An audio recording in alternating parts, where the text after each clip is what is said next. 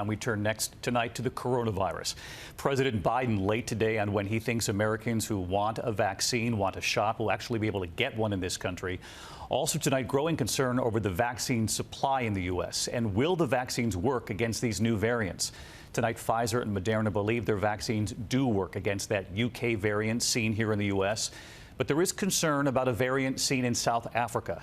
Tonight, vaccine maker Moderna, for one, trying to stay one step ahead, testing a modified version of its vaccine against that South Africa variant.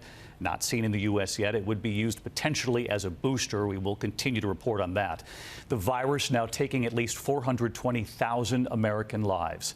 President Biden still saying he believes a critical mass of Americans could be vaccinated by this spring. As one of his own senior advisors, though, cautioned it could take until the fall. Here's ABC's Eva Pilgrim tonight.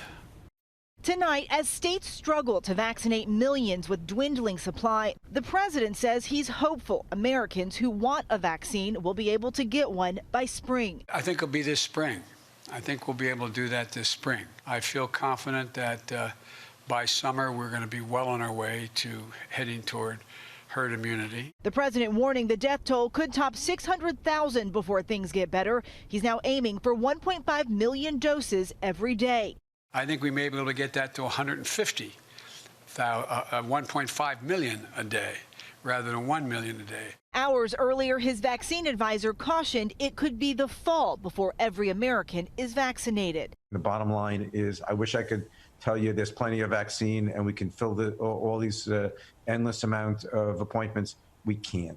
Dr. David Kessler says vaccinating the country by April and May is just not going to happen. I think this is going to take us into the fall. We got to get there before next winter. Nearly 23 million of the 41 million doses distributed have been administered. The Trump administration had hoped to reach 20 million by the end of December.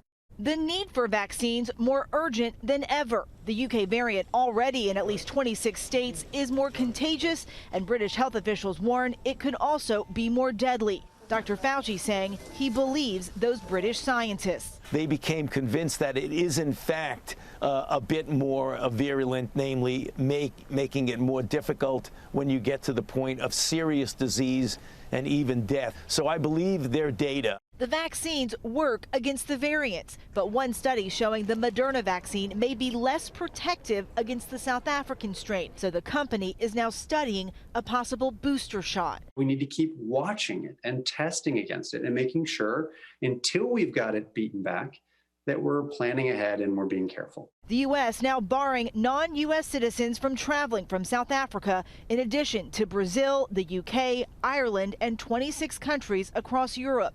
More contagious variants threatening to reverse new signs of hope, like a decline in deaths and hospitalizations in this country.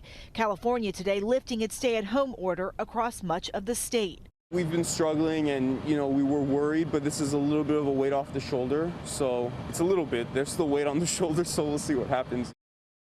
We all feel that way. Eva Pilgrim with us now outside a mass vaccination site. She's at the Javits Center here in New York City. And Eva, as we reported, Pfizer and Moderna believe that their vaccines do work against these variants, the UK variant seen here in the U.S. Moderna late today saying they're possibly looking at a booster for their vaccine in light of that South Africa variant that's been concerning, not yet seen here.